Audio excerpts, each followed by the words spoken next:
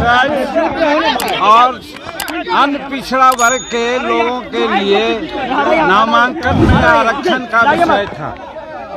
हम इस पर बोलना चाह रहे थे पहले, जब सेवाओं में इन सब लोगों की नियुक्ति का जो प्रश्न आया संशोधन का, चूंकि कथित रूप में इनका जो जातीय जनगणना जो किया है उस पर इन्होंने आगे बढ़ने का काम किया। हमने पहले ही कहा है कि ये जातीय आधारित गणना जो हुई है एक कागजी हुई है, धरातल पर कोई गया नहीं है। और हर समाज में जिसको कम होना चाहिए उसको ज़्यादा किया गया है और जो ज़्यादा है उसका कम दिखलाया गया है। और धरातल पर अगर जाते तो सारी बात होती। ये कहना चाहते थे हम उस विधेयक पर, वहाँ पर माननीय अध्यक्ष महोदय हमको बोलने नहीं दिए। फिर जब ये आरक्षण की बात आई, नामांकन की बात आई शैक्षणिक संस्थाओं में, उस पर हमको बोलने का मौका दिया तो हम बोल रहे थे। हमने ये कहा कि हम आरक्षण दे देते हैं, नामांकन का नियम बना देते हैं, लेकिन क्या हम किया है। बाबा भीमराव अंबेडकर में जब आरक्षण की बात दी थी तो हर 10 वर्ष पर समीक्षा की बात उन्होंने की थी। आज तक समीक्षा कोई नहीं किया है। यही बात हमने उठाया और हमने कहा कि गजेटेड ऑफिसर जो शेड्यूल कास्ट शेड्यूल ट्राइब्स हैं उनका रोस्टर 1971 से लागू है और उस समय से आज तक कम से कम 16% आरक्षण मिलना चाहिए था प्रमोशन में, लेकिन आज मात्र 3% आरक्षण है। 16% करने में बहुत समय लगेगा, ये हम कहना चाह रहे थे। इसी बीच में माननीय मुख्यमंत्री तमक करके उठ गए और उठ करके अनाप शनाप ऐसी बातें बोलने लगे। हमको तो आश्चर्य हुआ कि वही नीतीश कुमार हैं जो पहले थे, आज से कुछ दिन पहले। आज लगता है कि वो दूसरे रूप में यहाँ परोसे गए, दूसरे रूप में आए। हमको लगता है कहीं न कहीं उनकी दिमाग में कोई कमजोरियाँ है, इसके चलते वो ऐसा बोल रहे हैं। और हम उनके बारे में कहना चाहते हैं, वो बार बार तुम ताम की बात करते हैं। आप जोड़ लीजिए 1985 में वो विधायक बने, हम 1980 से विधायक हैं। उम्र में वो 74 साल के हैं, उम्र में हम 80 साल के हैं। तो वैसी परिस्थिति में तुम ताम करना कहाँ का उचित है, उसमें भी विधानसभा में। इसलिए हमको लगता है कि मानसिक संतुलन वो खो बैठे हैं, इसलिए वो ऐसा करते हैं। पहली बात। दूसरी बात, एक बार बार कहते हैं हमने तुमको मुख्यमंत्री बनाया। देहात में कहा जाता है कि भले भेड़िया सिर मुड़ाती है, उसको दोहे में चुचुअत होती है, कीड़ा काटता है तो वो सिर मुड़ाता है। उसी प्रकार से नीतीश कुमार 2014 में हार गए। सब लोग कहने लगा नीतीश कुमार इस्तीफा दो, इस्तीफा दो। अपनी लाज बचाने के लिए एक सीधा साधा आदमी को मुख्यमंत्री बनाने का काम किया। जीतन मांझी को उन्होंने अंडर एस्टिमेट किया था, समझ लिया था कि ये तो भुइयां मुसहर का परिवार है, हम जो कहेंगे वो करेगा।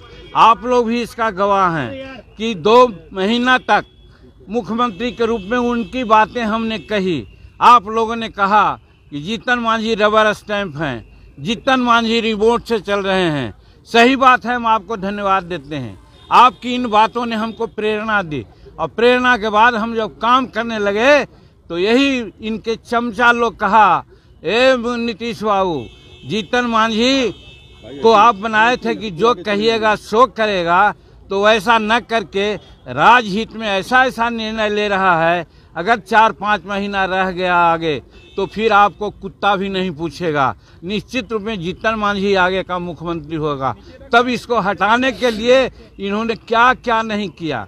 हमने इनको कहा कि आप फालतू इतना काम कर रहे हैं, इतना काम करने की ज़रूरतें नहीं है। 2005 में आपने हमको मंत्री बनाया था और लोगों ने कहा कि एक दागी मंत्री आ गया है, तो 4 घंटा के अंदर हमने इस्तीफा दे दिया था।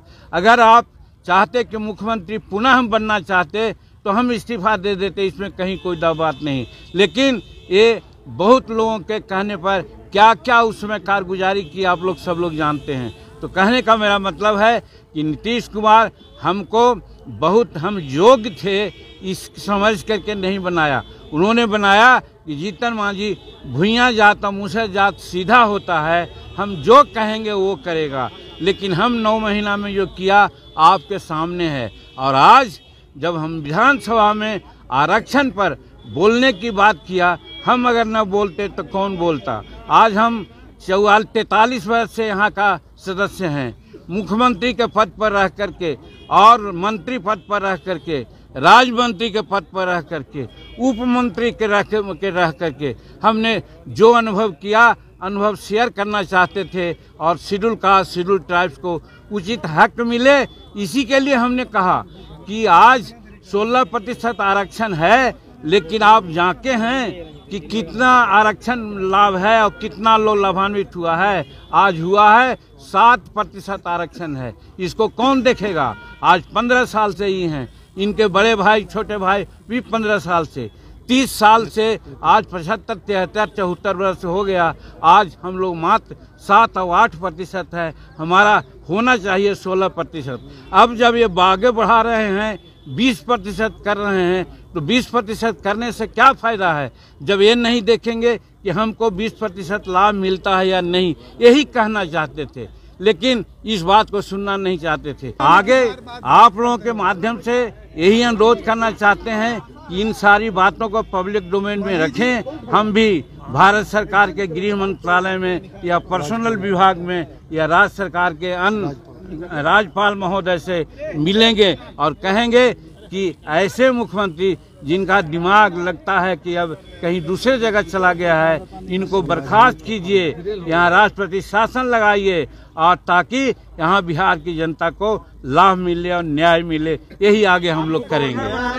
हाँ, एक बात और ये बार बार कहते हैं, 2017 में यही नीतीश कुमार कहे थे, मांझी जी आप लोगों के बारे में सोचा गया है। उस समय एनडीए में थे, तो हमने कहा था कि हाँ हमारे बारे में सोचा गया है, मालूम है, हमको गवर्नर बनाया जा रहा है। हम गवर्नर के पद पर नहीं जाएंगे, कोल्ड स्टोरेज में नहीं जाएंगे, हम पब्लिक में रह करके लोगों से काम करेंगे। और हम जब नहीं बने तो आज सतदेव नारायण आर्य वहाँ के राज्यपाल 2 जगह बनाए गए। और आज की बात जहाँ तक है, बात कहीं उठती है, हम कहते हैं कि हम विधायक रहें न रहें, मेंबर पार्लियामेंट रहें न रहें, जब तक हमारे नस में एक बूंद भी खून है, पब्लिक से डायरेक्ट कांटेक्ट करके पब्लिक का सेवा करना चाहेंगे। हम राज्यपाल स्वप्न में भी नहीं सोचा है, हम राज्यपाल नहीं बनना चाहते हैं। ये लोग हमको ख्याली पुलाव या सब जवाब दिखलाना चाहते थे, अपने तरफ कहते थे आ जाओ मेरी पार्टी में आ जाओ।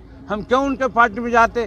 हम हिंदुस्तानी अवाम मोर्चा सेकुलर बनाया है, गरीबों के लिए बनाया है, 34-35 निर्णय अपने मुख्यमंत्री काल में लिया है। इसको इन्होंने मर्सिलेसली कुछ नहीं देखा, सबको कैंसिल कर दिया। अगर वो आज रहता, लागू होता, तो आज बिहार की स्थिति आगे बढ़ती। आज ये फिजूल खर्ची में पड़े हुए हैं। बताइए, नया म्यूजियम हाउस से पुराना म्यूजियम हाउस में अंडरग्राउंड जो बनाया जा रहा है, 6000 करोड़ रुपया की क्या जरूरत थी। और दूसरी बात ये हम कहना चाहते हैं कि आज पैसा है तो आज गरीबों को जो 60 वर्ष 70 वर्ष गुजार दिया, उनको पेंशन देना चाहिए। अगल बगल के लोगों को 1000 रुपया, 1500 रुपया और 2000 पेंशन मिलता है। यहाँ 200 रुपया पेंशन मिलता था, जिसको 200 हम बढ़ाया, 400 रुपया मिलता है। उससे कोई फायदा होने को है क्या।